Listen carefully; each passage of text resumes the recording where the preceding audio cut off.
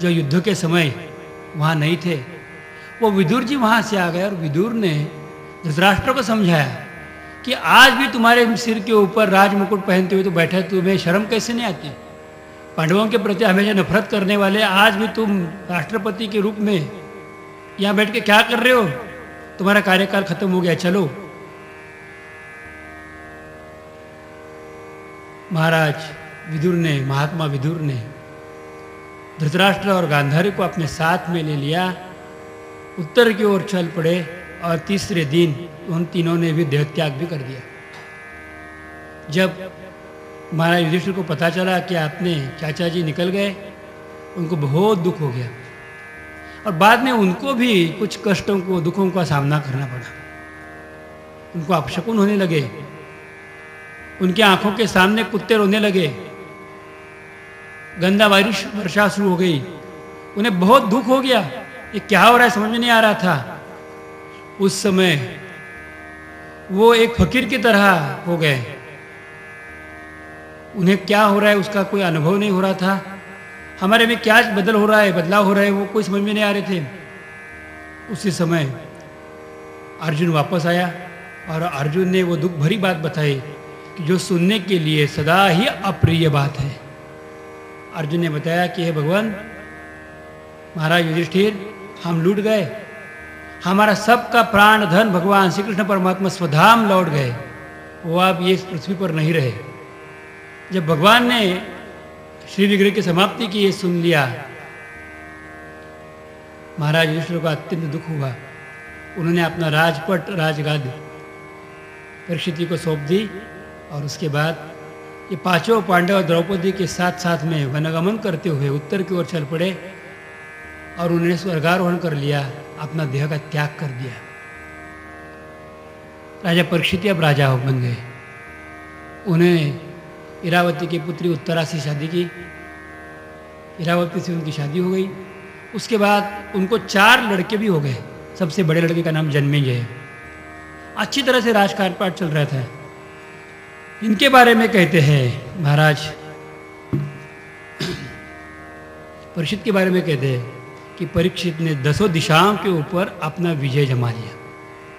एक दिशा ने 10 दिशाओं में जाकर जहाँ जहाँ भगवान श्री कृष्ण की कथा हुई है, जहाँ जहाँ भगवान कृष्ण की लीला हुई, वो स्थान के दर्शन किए, उनको मंदिर में परिणित करवा दिया।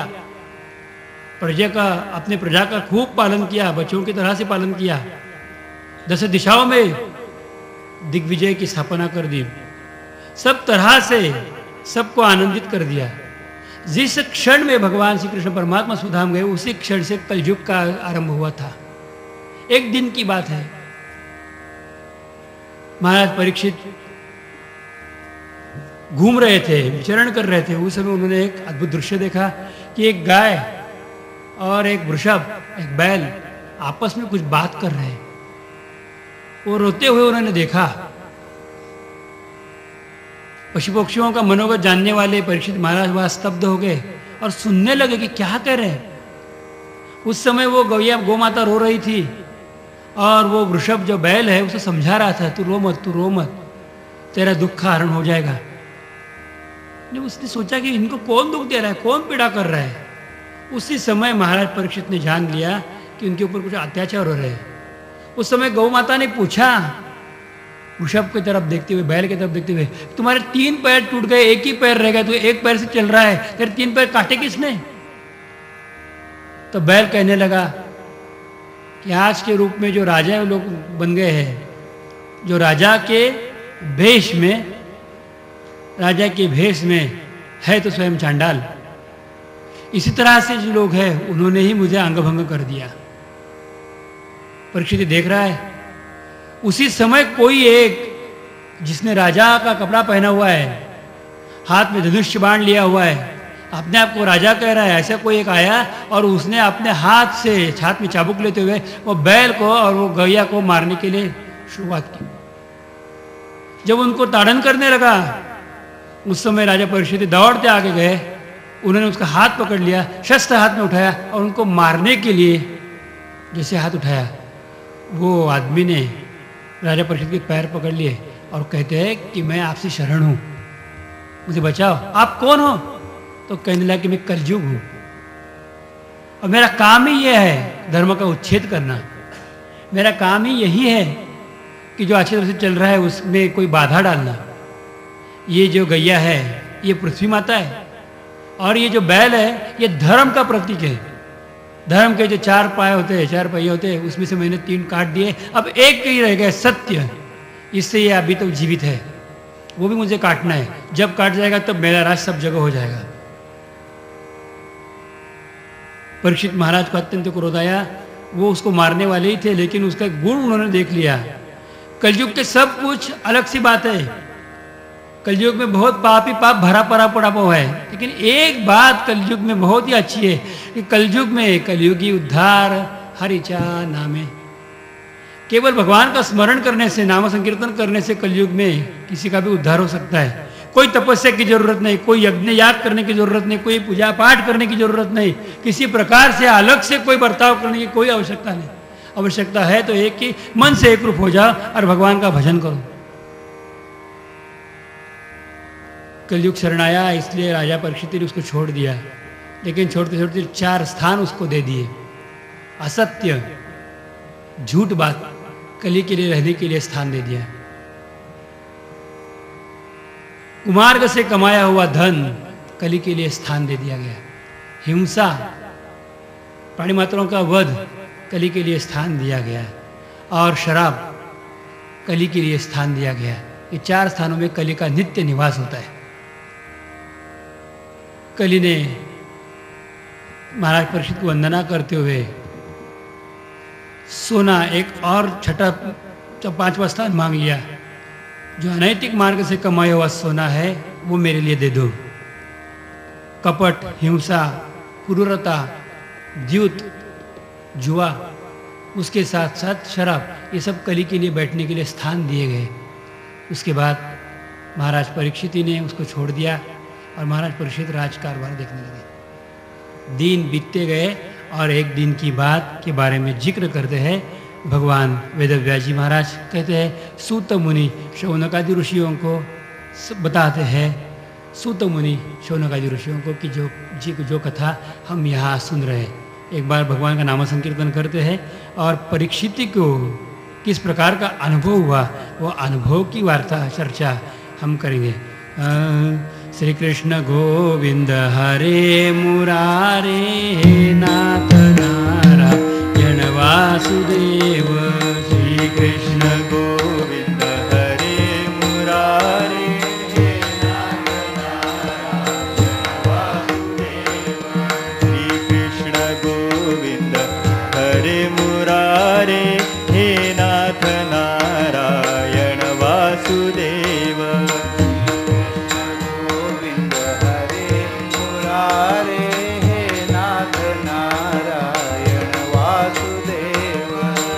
नाथ नारायण वासुदेव, हे नाथ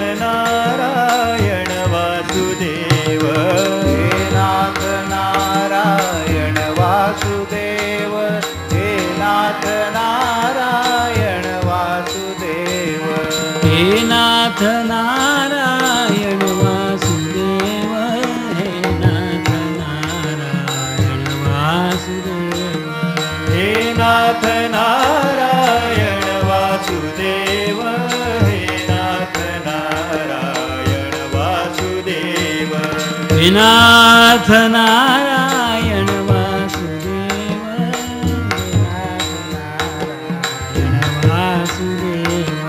हे नाथ नारायण वासुदेव, हे नाथ नारायण वासुदेव। वासुदेव। श्री कृष्ण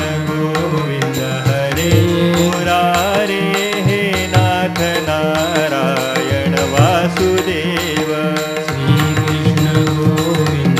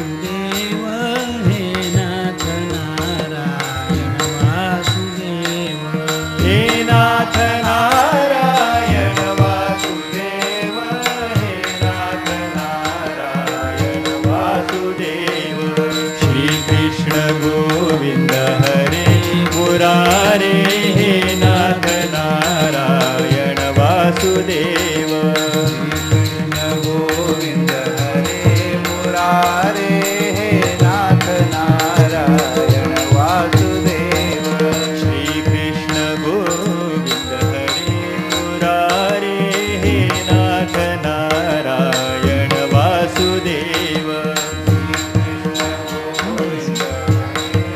नारायण वासुदेव हे नाथ नारायण वासुदेव हे नाथ नारायण वासुदेव हे नाथ नारायण वासुदेव हे नाथ नारायण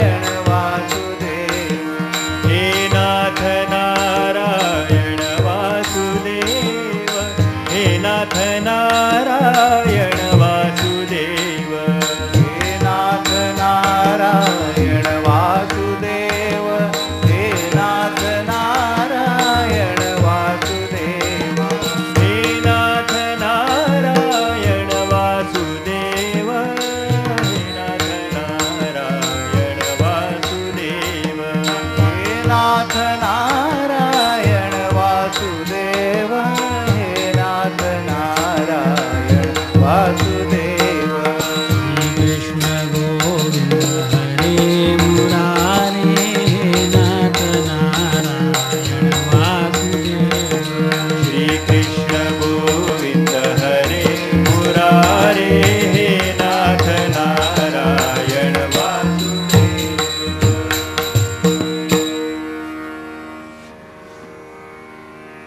भगवान विद्याव्यास जी महाराज एक अनोखी बात के ऊपर हम लोगों को ले जा रहे हैं। एक दिन की बात है, क्षत्रियों के लिए उचित, उन्होंने अपने आप को हमेशा काबिल रखना चाहिए युद्ध के लिए। इसलिए एक उचित बात होती है कि जिसमें शिकार खेली जाती है, जिसमें उन्होंने जाते हुए वन गमन करते हुए बड़े क्रूर क्रूर जो श्वापद है उनके पीछे जाना, भाग दौड़ करना, उनके साथ युद्ध खेलना, उनकी निपुणता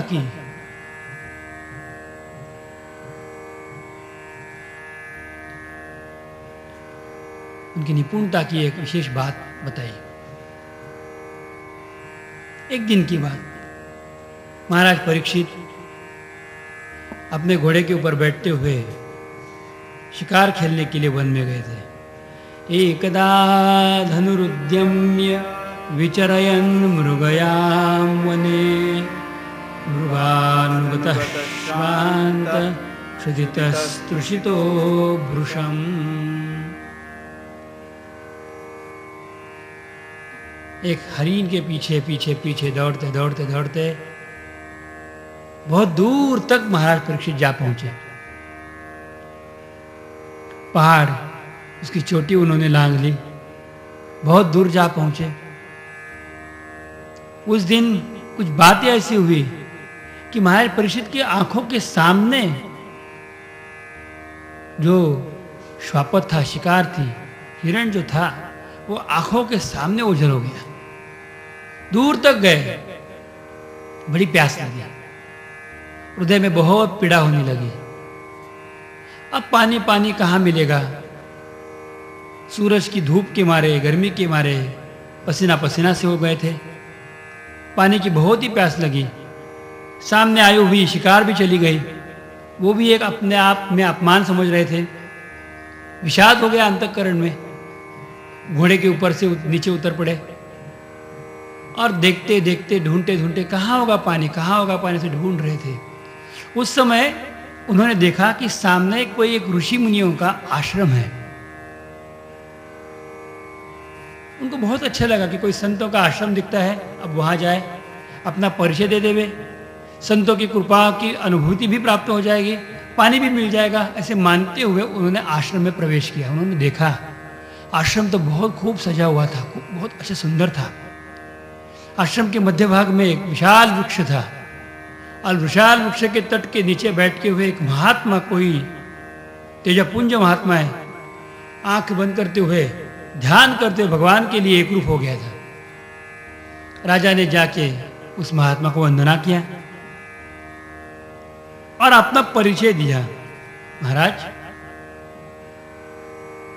पांडवों का एकमात्र वंशज, महाराज अर्जुन का पोता, अभिमन्यु का पुत्र, आपका एक दास आपको वंदना करता है, प्रणाम करता है। आप मेरे प्रणाम का स्वीकार करिए।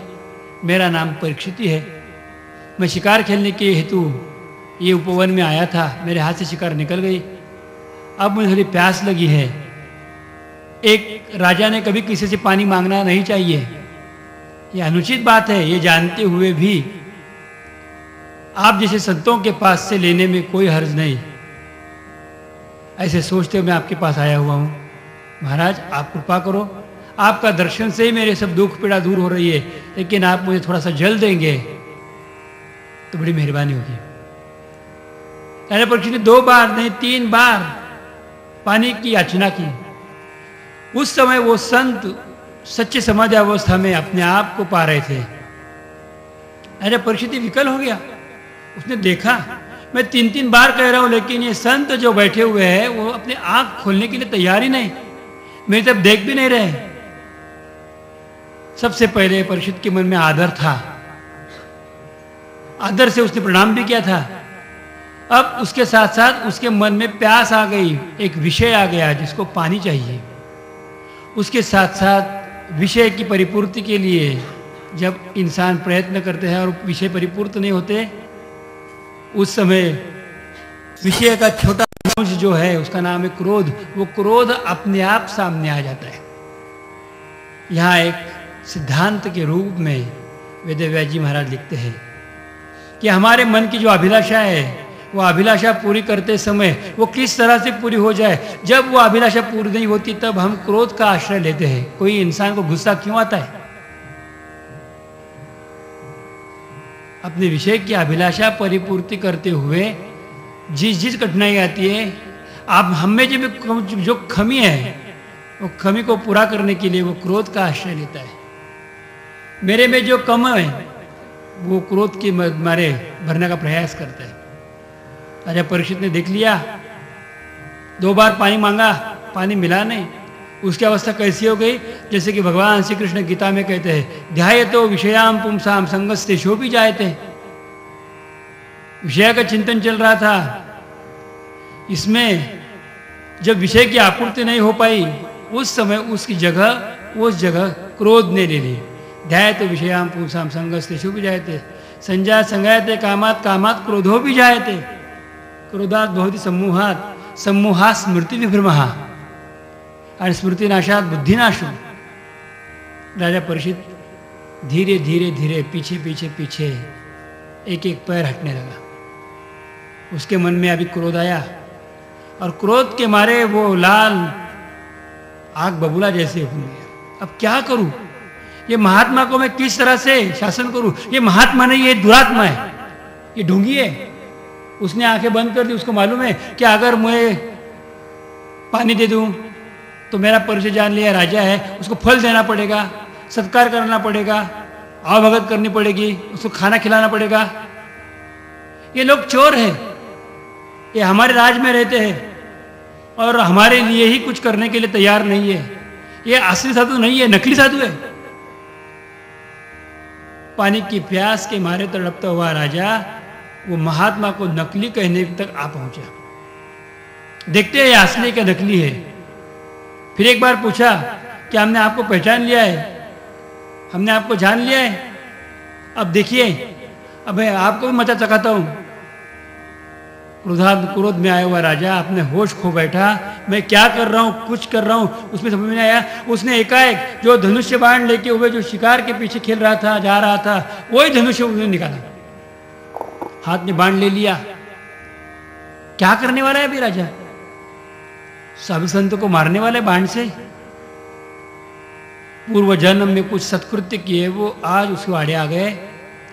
उसने इधर उधर देख लिया, एक मरा हुआ सांप का कलेवर पड़ा हुआ था।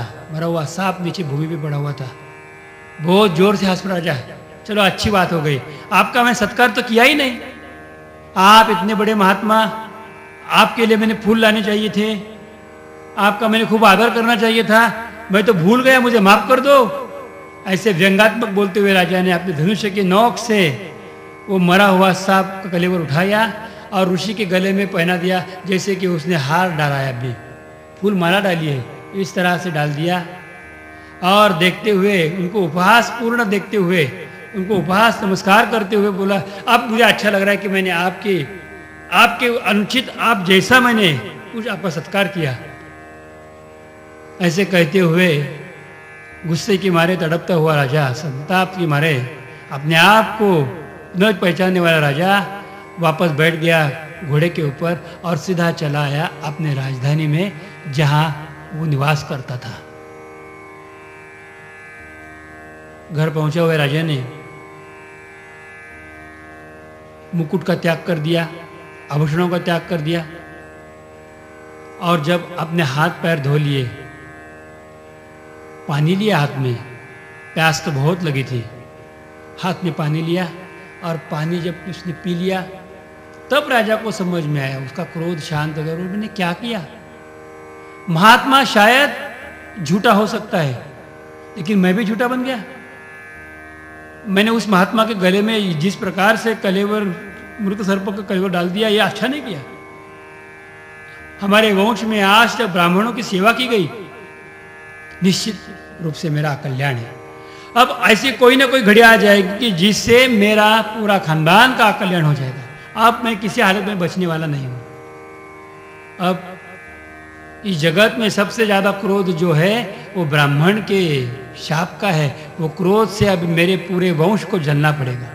अब मेरे बस की बात नहीं रहेगी, मैंने बहुत बड़ी गलती की। राजा अपने आप को कोसने लगा, अपने आप को बहुत दुख देने लगा, अपने आप में बहुत ही अलग अलग प्रकार से अपनी व्यंग्यता के ऊपर हंसने लगा।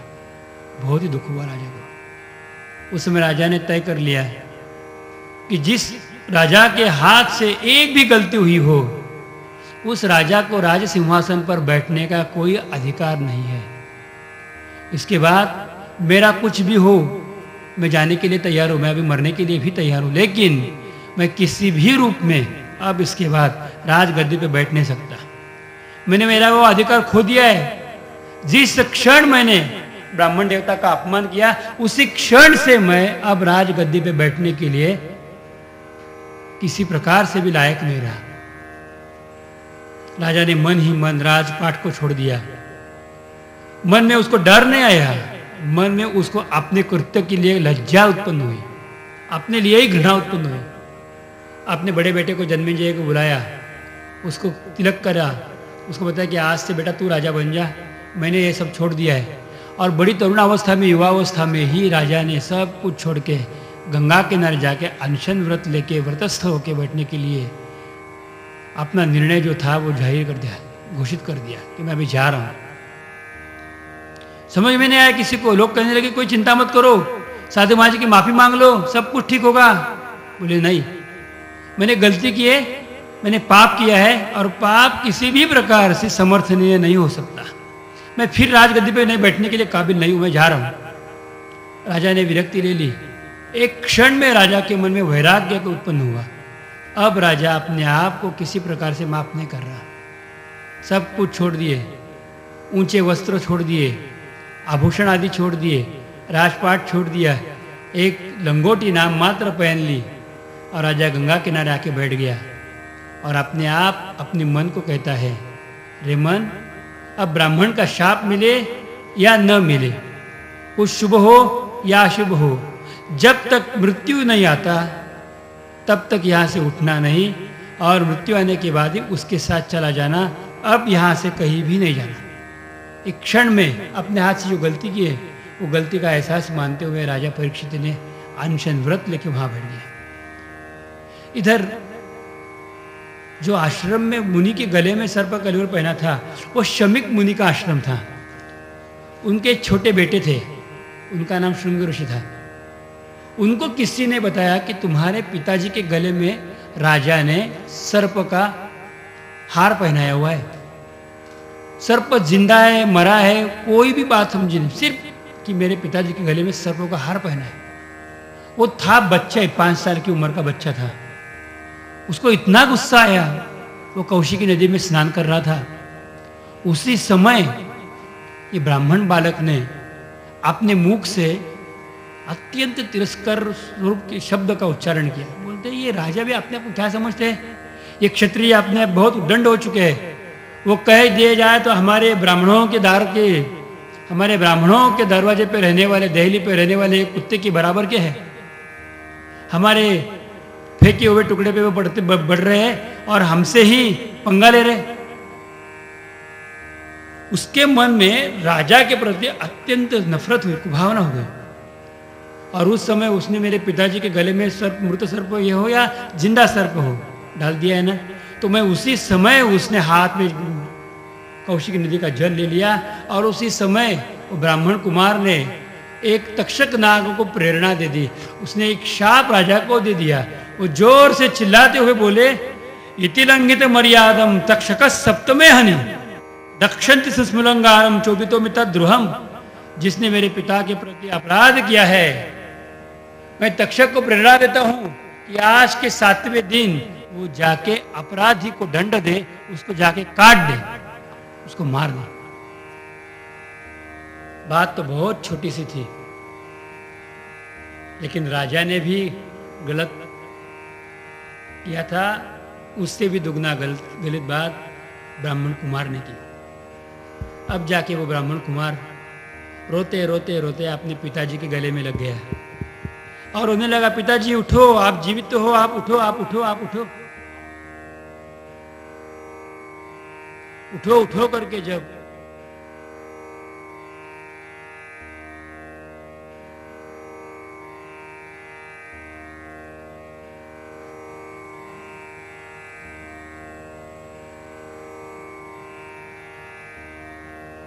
ठीक है, अपने पिताजी को गले लगते हुए उठो पिताजी उठो, पिताजी उठो कहने लगा। उसके स्पर्श से शमीक मुनि की समाधि भंग हो गई। उन्होंने देखा, बेटा तो क्यों रो रहा है? श्रृंगी ने बताया कि आप जीवित हो, आपके गले में सर्प डाला था, अरे ये तो मरा हुआ है। उसी समय उसने बताया कि मैंने जिसने आपके गले में सर्प डाला था उस राजा को मैंने शाप दे दिया, आज के 7वें दिन उसको तक्षक नाग डस लेगा। मुनि के हृदय में बड़ी पीड़ा हो गई।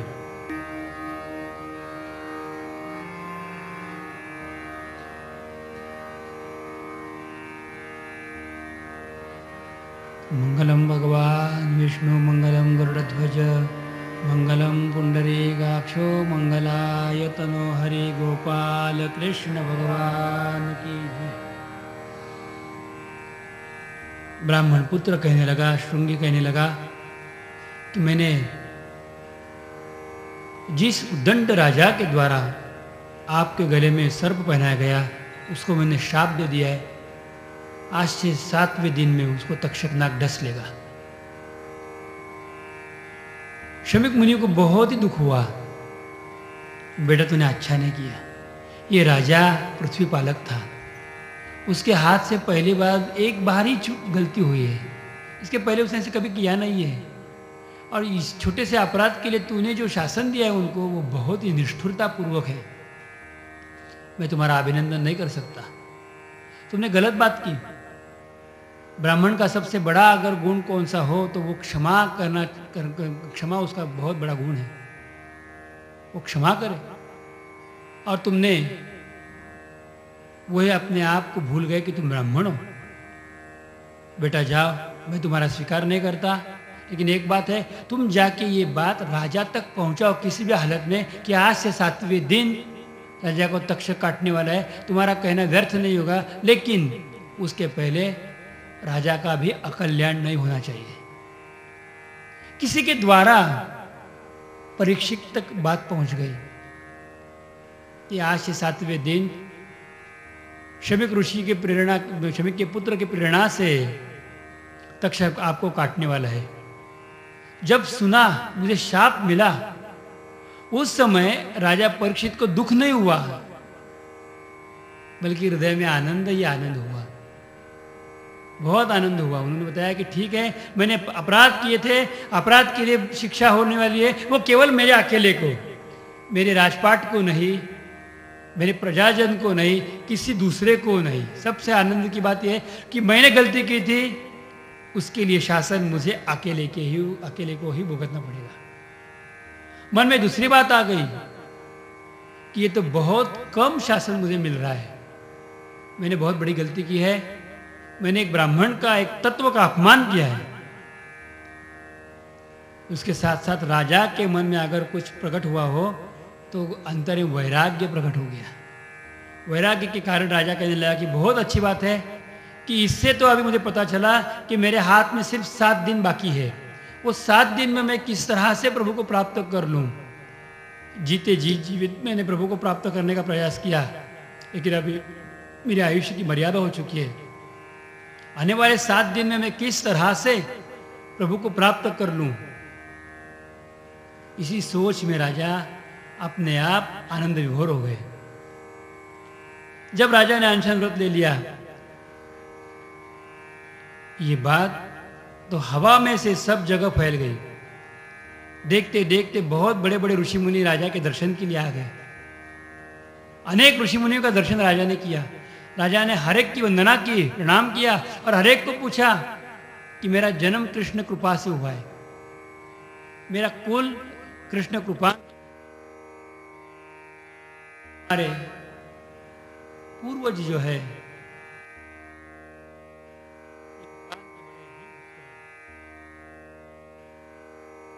राधे गोविंद गोविंद राधे गोविंद गोविंद राधे गोविंद गोविंद राधे गोविंद गोविंद राधे गोविंद गोविंद राधे गोविंद गोविंद राधे गोविंद गोविंद राधे गोविंद राधे गोविंद गोविंद गोविंद राधे गोविंद राधे राधे राधे गोविंद गोविंद गोविंद राधे गोविंद गोविंद गोविंद राधे राधे गोविंद राधे गोविंद राधे राधे गोविंद राधे गोविंद राधे राधे गोविंद राधे गोविंद राधे राधे गोविंद राधे गोविंद गोविंद गोविंद गोविंद राधे गोविंद गोविंद गोविंद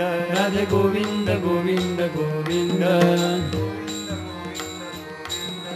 गोविंद राधे गोविंद गोविंद राधे गोविंद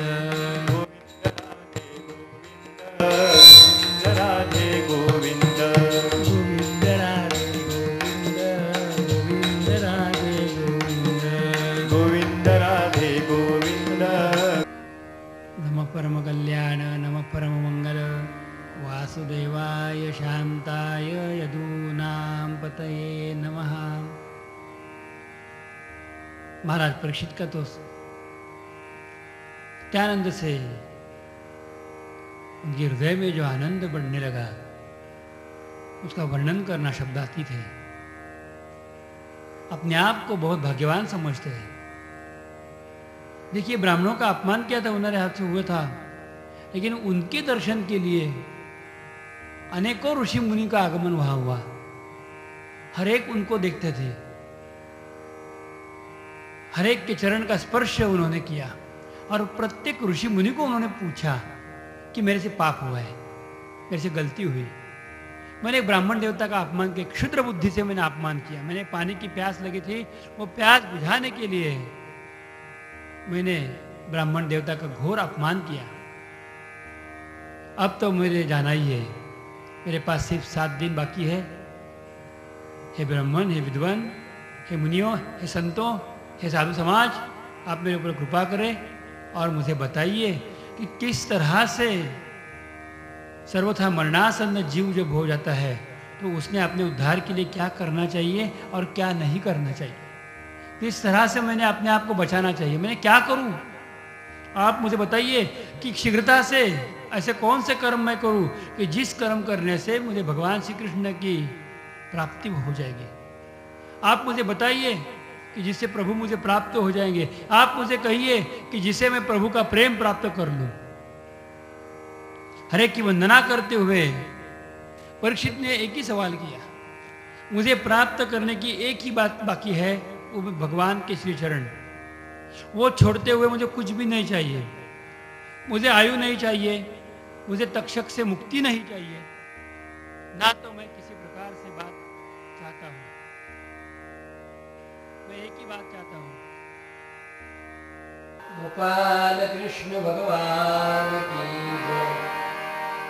बात चल रही थी राजा परीक्षित की अपने अंदर की प्रेरणा की।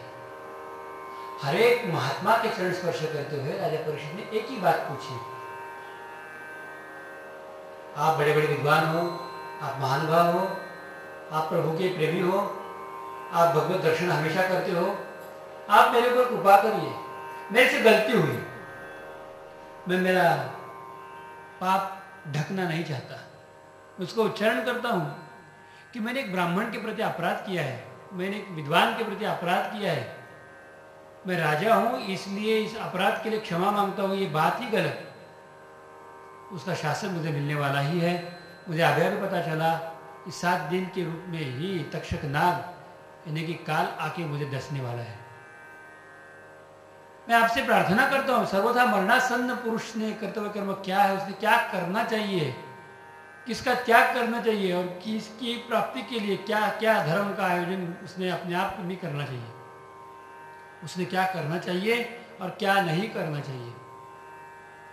हरेक को पूछा, हरेक को पूछा कि मुझे सिर्फ कृष्ण भगवान का अनुभव करा दो, मुझे भगवान का अनुभव करा दो, मुझे बाकी कोई नहीं चाहिए। शाप से मुक्ति मत दिलाओ या कोई भी रूप से नहीं, मुझे भगवान का अनुभव करा दो। राजा परीक्षित अपना अनुभव बता रहे कि मेरा जन्म जब हुआ तब मैं माता की कोख में मर चुका था, तो मेरे लिए मेरे ठाकुर गर्भ में आए और उन्होंने उनकी गदा के द्वारा ब्रह्मतेज से मेरी रक्षा की। जब मैं कार्यकाल में था उस समय मेरे ठाकुर मेरे सामने, मेरे बगल में, मेरे बाजू में हमेशा रहते थे और उन्होंने सब प्रकार से मेरी रक्षा की है। मैंने दिग्विजय जो पा लिया वो केवल कृष्ण कृपा से मैंने पा लिया है। मैंने 10 दिशाओं पर विजय पा लिया, लेकिन मैंने मेरे अपने अंदर की प्रवृत्ति पर विजय अभी तक नहीं पाई। मैंने अपने क्रोध को अभी तक जीता नहीं है, मैंने मेरे अंदर की वृत्ति को अभी तक जीता नहीं है। मैंने सब कुछ जीत लिया लेकिन अभी तक मेरे विषय को मैंने जीता नहीं। मुझे पानी की बड़ी प्यास लगी और प्यास से मैं टूट चुका। मैं क्या कहूं, मेरा वंश दिव्य है। मेरे पिताजी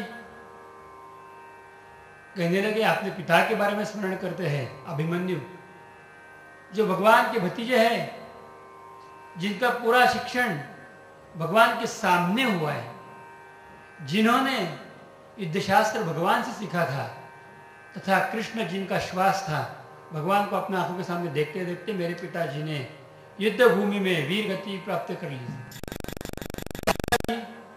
वो भी कृष्ण कृपांकित, उनका नाम तो अर्जुन जी महाराज। उनके प्रति कहूं उतनी बात कम है।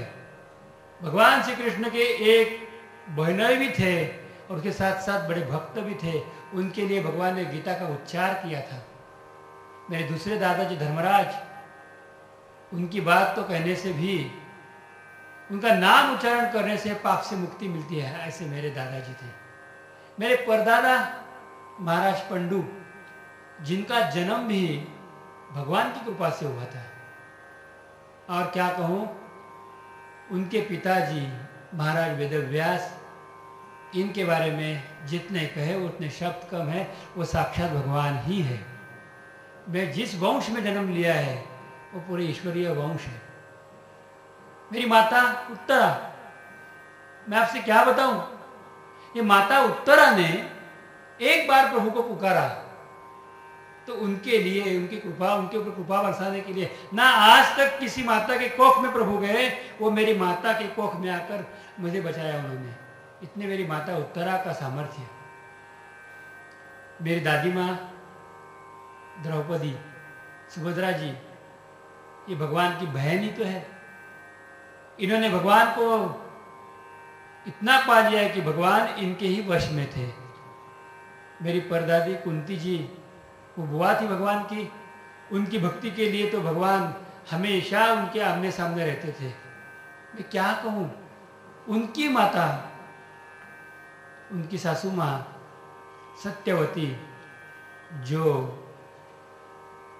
वेदव्यास जी भगवान की माँ है, उनके प्रति भी मैं क्या कहूँ, वो भी सब वंश जो मेरा है वो कृष्ण कृपा का अंश है। आज दुनिया में ऐसी कोई भी शक्ति नहीं कि जो मुझे मिटा सके, क्योंकि मैं प्राप्त हुआ हूँ भगवान श्री कृष्ण से। इसने ऐसी अवस्था में रहते हुए भी मेरे हाथ से गलती हुई तो वो कैसी हुई? ये कोई सामान्य रूप की गलती नहीं है, यह असामान्य ही है कि जिसके लिए शासन कठोर कठोर शासन है। मुझे मृत्यु आए, मुझे तक्षक डस ले, इसमें तनिक भी मुझे कोई कहना नहीं है, संशय नहीं। लेकिन मुझे इस बात से डर है कि जिसका जन्म भगवान की कृपा से हुआ, उसका मृत्यु एक क्रोध के कारण हो गया, ये बात मैं नहीं सह सकता। हे महानुभाव, आप कृपा का वर्षाव करें, ऐसे कुछ करें कि जिससे मेरा जन्म सफल हो जाए, मैं प्रभु को पालूं। ये देह छोड़ने के पहले मैं भगवान कृष्ण को पालूं, बस इतने मुझे चाहिए। परीक्षित के हृदय में जो वैराग्य का अंकुर जन्म लिया है, सच्ची भक्ति, सच्ची भक्ति के साथ सच्चा ज्ञान, सच्चे ज्ञान के साथ साथ तीव्रतम वैराग्य, और ये वैराग्य को धारण करने वाला विवेक, प्रभु को ही प्राप्त कर लूं। सब बातों से परीक्षित महाराज परिपूर्ण थे, स्वयं पूर्ण थे। एक बात देखिए कि जिनकी भगवान ने रक्षा की है जन्म से, उनको मारने के लिए उनका मृत्यु का कारण तो कुछ तो होना चाहिए, उनका उद्धार का कारण तो ध्यान में लेना चाहिए। उनको मारने के लिए साक्षात यमदेवता की भी हाथ में कोई शक्ति नहीं है। रणांगण में शत्रु के द्वारा वो कभी भी पर्याप्त नहीं हो सकते, शत्रु उनको कभी जीत नहीं सकता। तो उस महात्मा को अपने पास लेने के लिए ब्रह्म तत्व का ही उच्चारण होना जरूरी है।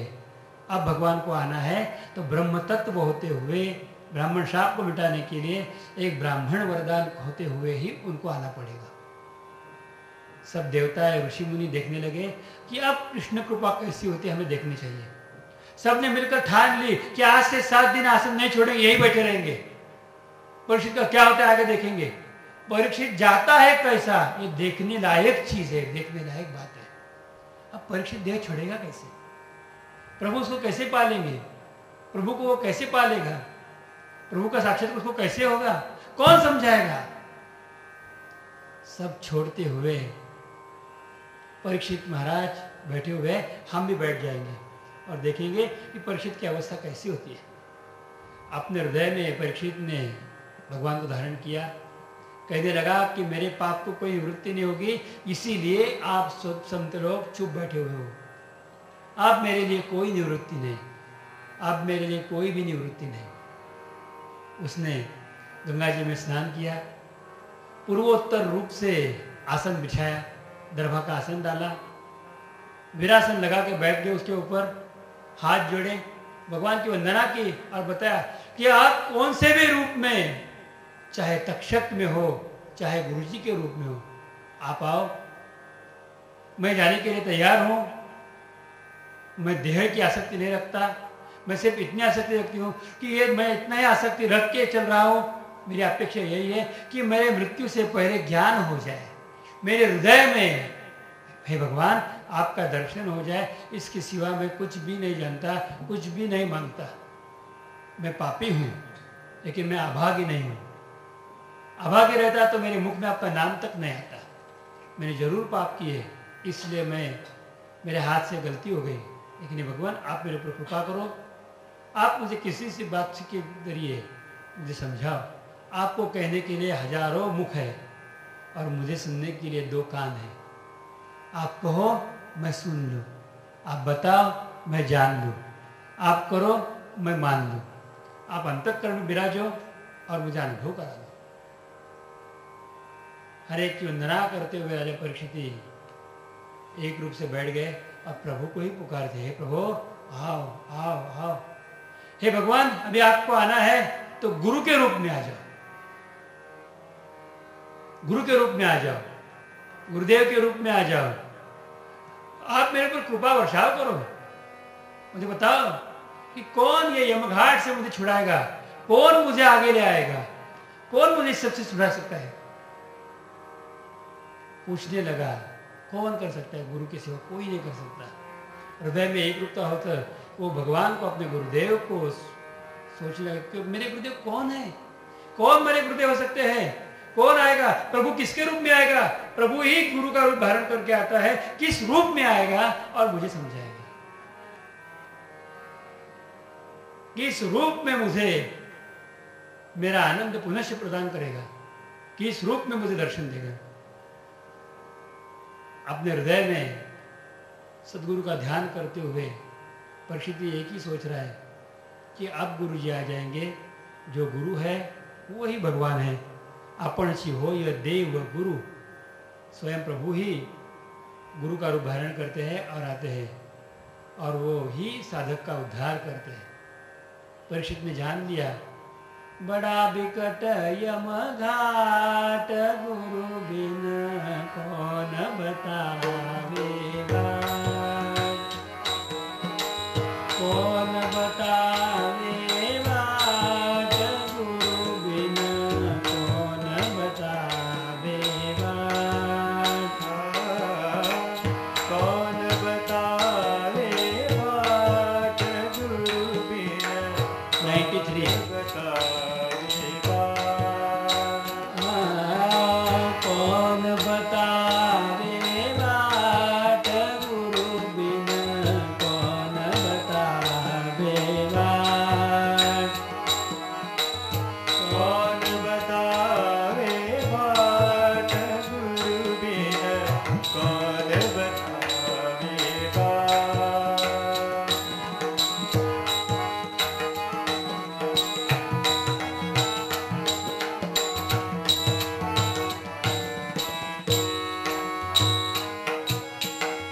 भ्रांति की बाड़ी नदिया बीच मो, भ्रांति की बाड़ी नदिया बीच उठी बारी, नदिया बीच की बारी, नदिया बीच अहंकार की नाट गुरु बिन कौन बतावेगा, कौन बतावेगा गुरु बिन कौन बतावेगा, कौन बतावे बाट गुरु बिन कौन बतावे बाट।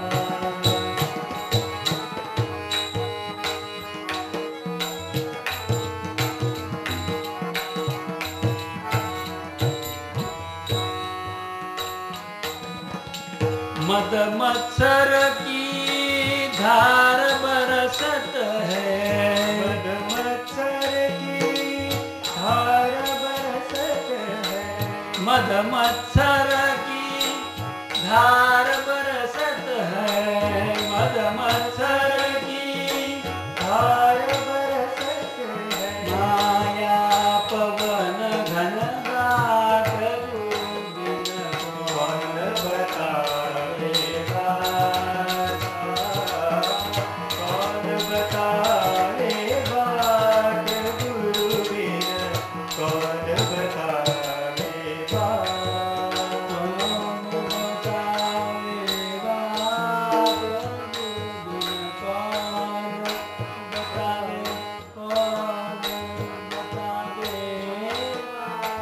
गुरु बिन कौन बतावेगा।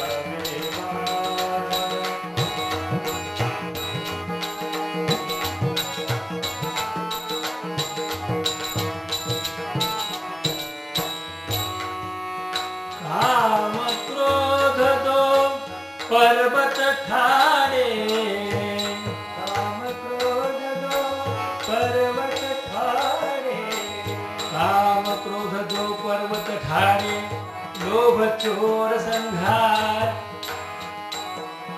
काम क्रोध दो पर्वत ठाड़े लोभ चोर संगा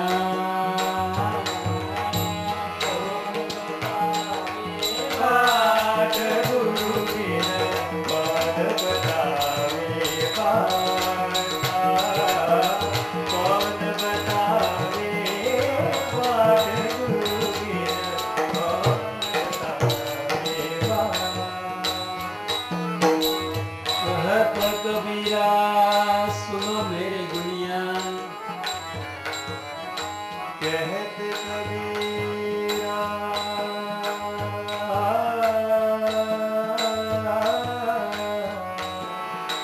कबीरा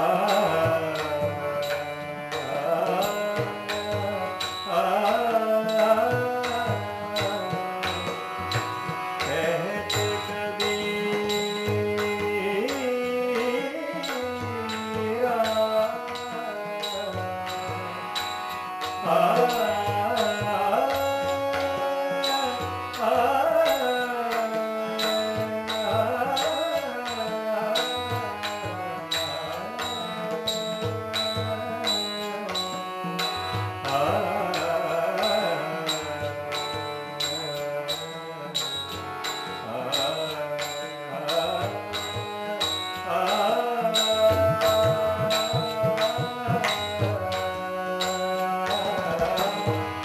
कहत कबीरा सुन मोरे गुनिया कहत कबीरा सुन मोरे गुनिया क्यों ना करना वो भाट गुरु बिन कौन बतावे